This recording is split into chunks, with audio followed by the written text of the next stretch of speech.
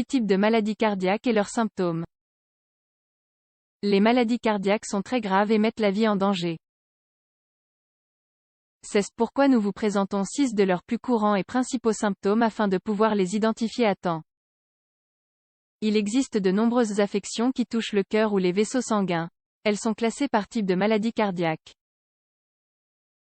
Elles sont très courantes et constituent la principale cause de décès dans de nombreux pays.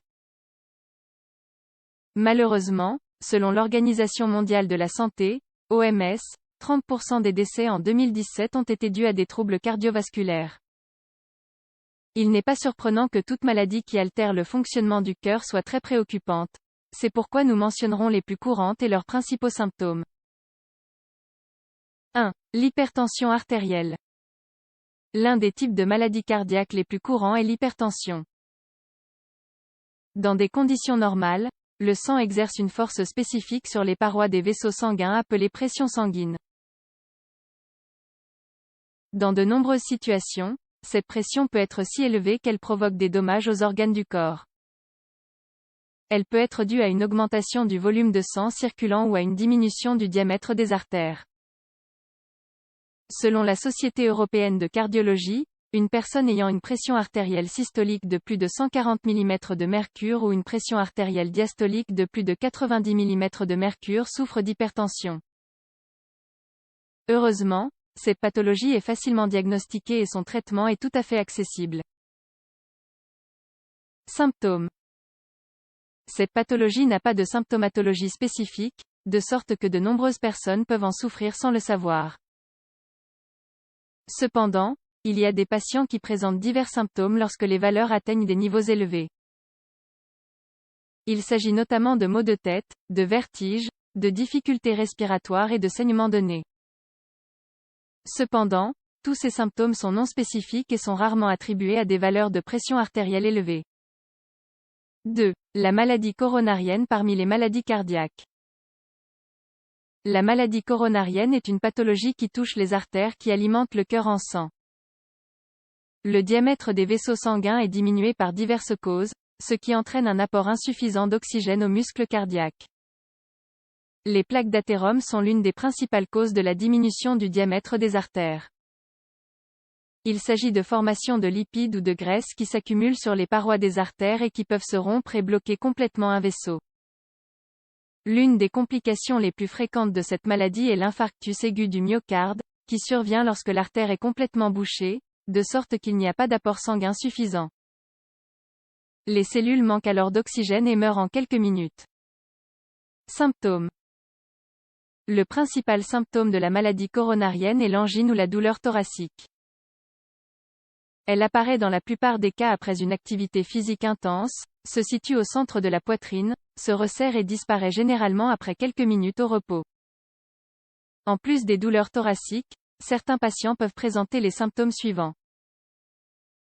Fatigue, difficulté à respirer, faiblesse du corps, mal de tête, vertige. 3.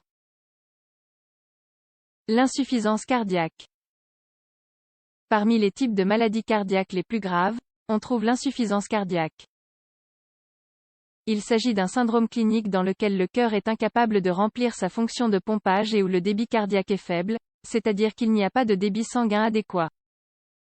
En général, en cas d'insuffisance cardiaque, le muscle ventriculaire est très faible et ne se contracte pas correctement.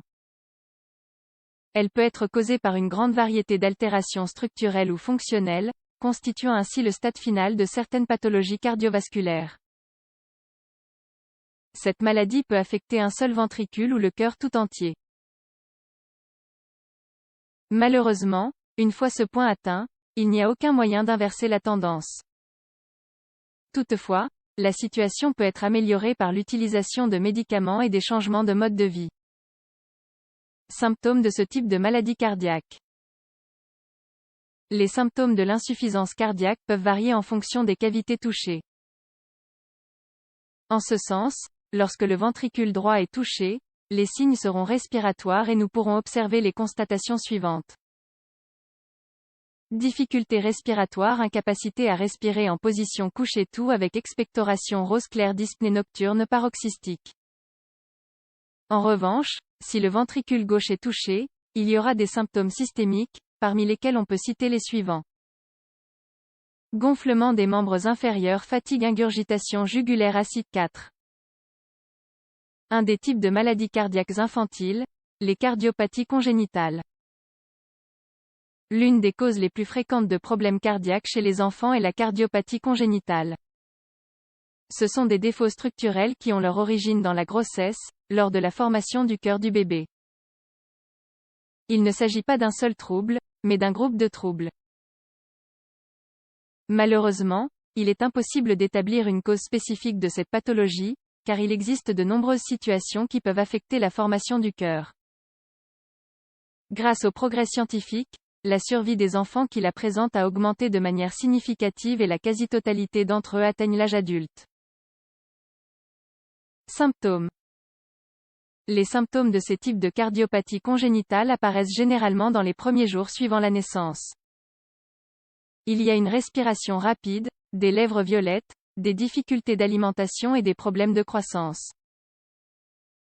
D'autre part, certaines personnes qui sont nées avec une malformation congénitale et qui atteignent l'âge adulte souffrent d'arythmies, de difficultés respiratoires, d'une couleur de peau bleutée, de fatigue et de gonflement des membres inférieurs. 5. Les maladies cardiaques rhumatismales. Diverses maladies systémiques peuvent affecter le cœur. Le rhumatisme articulaire aigu en est un exemple. Il s'agit d'un type de maladie cardiaque qui résulte d'une souche de staphylocoque qui attaque le tissu conjonctif en produisant une réaction auto-immune. Cela affecte ainsi le muscle et les valves cardiaques, causant de grands dommages dans un cas de maladie cardiaque rhumatismale. Ces dommages deviennent si graves qu'ils provoquent une grave insuffisance cardiaque et la mort du patient. Symptômes. Le diagnostic de cette maladie est difficile, il repose sur le diagnostic clinique du patient et la présence des anticorps spécifiques dans le sang. À cet égard, les principaux signes du rhumatisme articulaire aigu sont les suivants. Fièvre ne dépassant pas 38,5 degrés Celsius, douleurs musculaires et articulaires, faiblesse généralisée, vomissement, arthrite 6. Cardiomyopathie. Les cardiomyopathies sont des maladies cardiaques qui affectent le muscle cardiaque. Elles modifient la forme et la répartition des cellules qui composent le muscle cardiaque. De cette façon, le muscle est altéré. Les trois types de cardiomyopathie les plus courantes sont les cardiomyopathies dilatées, hypertrophiques et restrictives. Dans le premier cas, les ventricules sont élargis, tandis que dans le second, la paroi ventriculaire est épaissie.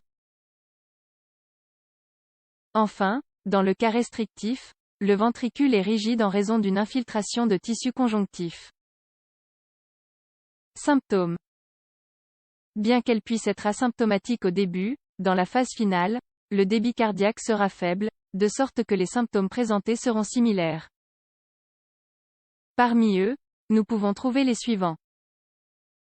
Difficulté à respirer après une activité physique, inflammation des membres inférieurs, fatigue, palpitations, étourdissement et évanouissement. Les types de maladies cardiaques s'aggravent avec le temps.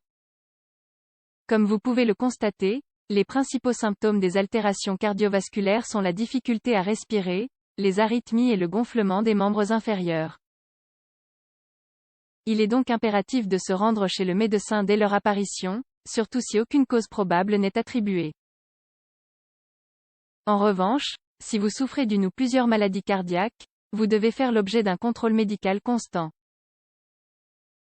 Il est important de se rappeler que la plupart de ces troubles sont dégénératifs et chroniques, et que votre état peut donc s'aggraver avec le temps.